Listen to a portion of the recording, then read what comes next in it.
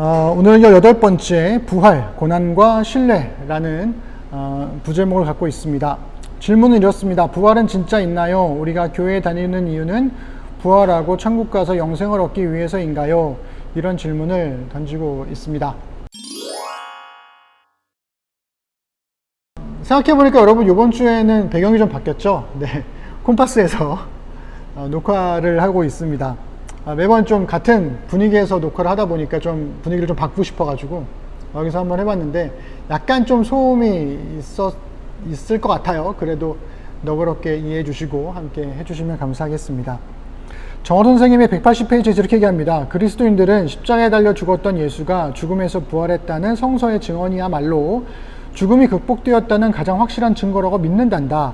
이러한 사실을 확신하는 보수적인 그리스도인들은 예수의 부활 사건이야말로 기독교 신앙의 절정이며 부활이 없다면 기독교 신앙도 없다고 단언하지, 이렇게 이야기하고 있습니다. 그래서 저도 졸지에 보수적인 그리스도인이 되어버린 부활이 없다면 기독교 신앙도 없다 라고 하는 이 말이 이제 바울이 이야기했던 고린도 전서에 나와 있는 내용과 또 일맥상통하고, 그것을 이제 다양한 방식으로 사람들이 해석하고 적용을 하고 있죠.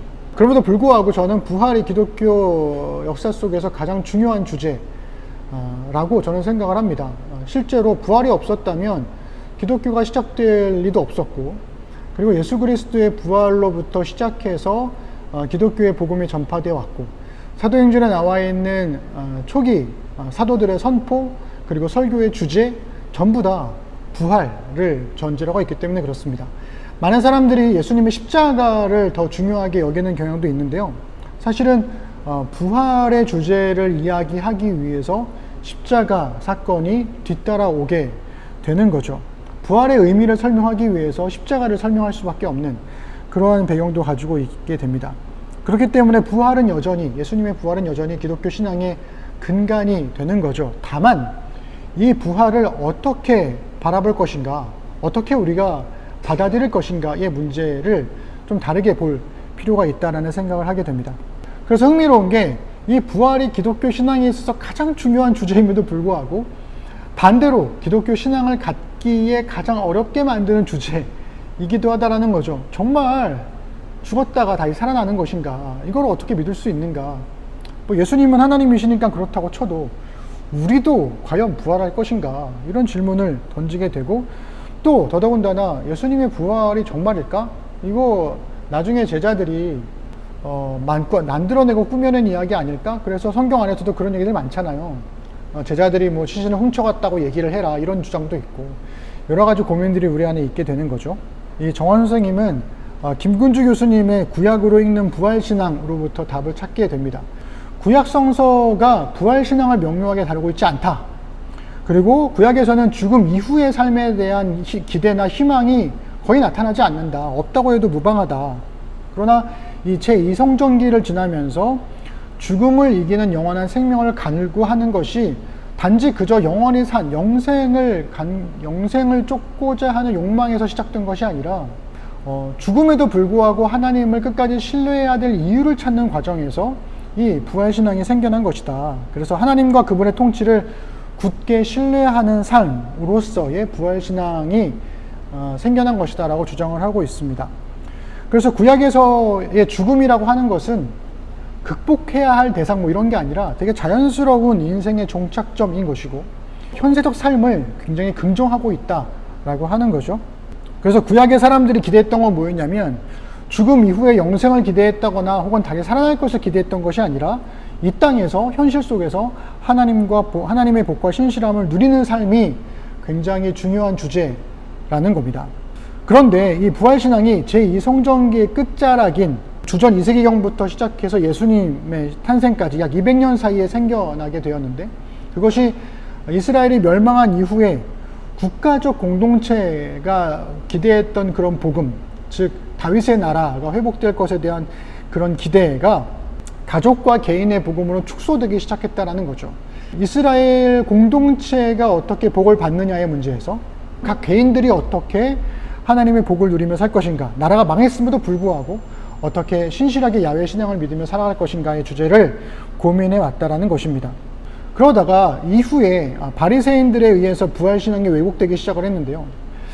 그들이 기대했던 부활이라고 하는 것은 이 땅에서 누리는 것들이 고스란히 하늘의 삶에서도 유지된다라는 식의 부활을 이야기했더라는 거죠. 그거는 결국 기득권을 가지고 있는 사람들이 그 자신들이 가지고 있는 기득권을 고스란히 하늘에서도 누리고 싶어하는 열망, 욕망을 반영하는 것으로 변질되었다라는 것입니다.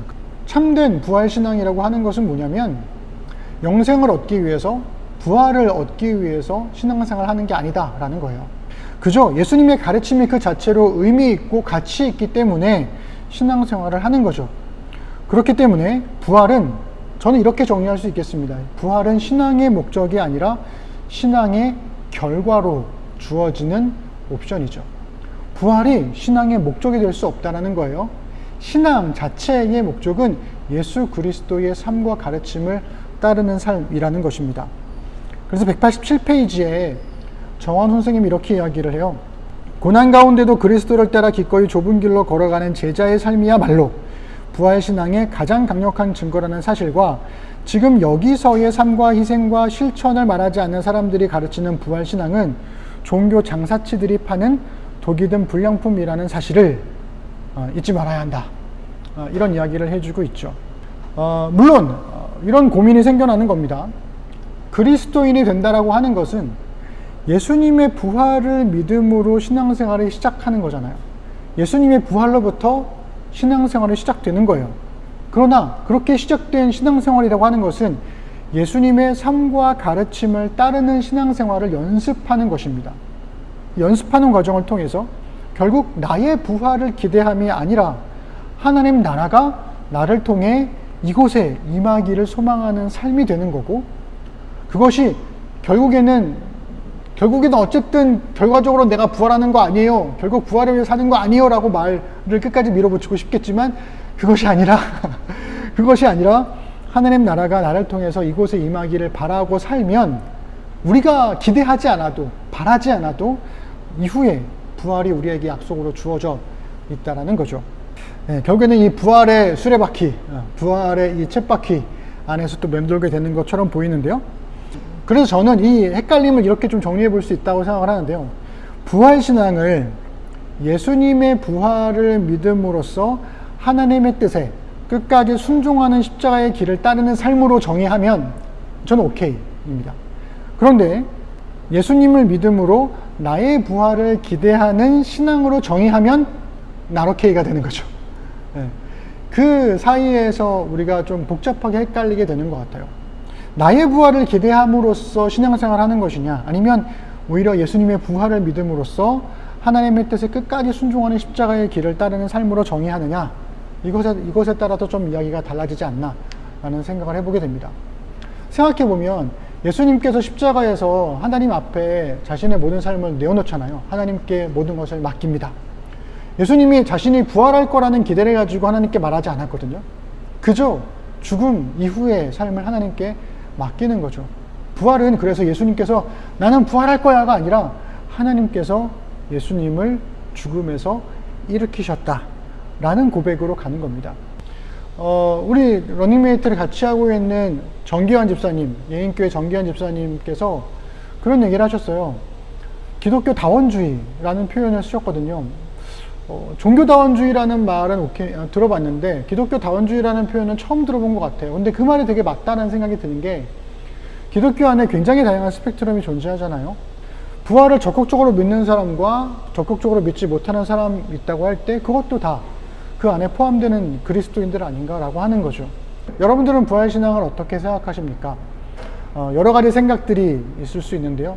기독교 다원주의라는 그 큰 기독교의 스펙트럼 안에서 여러 대화들이 함께 오가고 서로 도전받고 그럴 수도 있겠다 긍정하고 보듬어 주면서 서로에게 좋은 도전이 되는 그런 우리 심는 사람들이 되었으면 좋겠습니다. 네, 또 주일에 만나서 더 많은 이야기들 나눠보면 좋을 것 같아요. 안녕.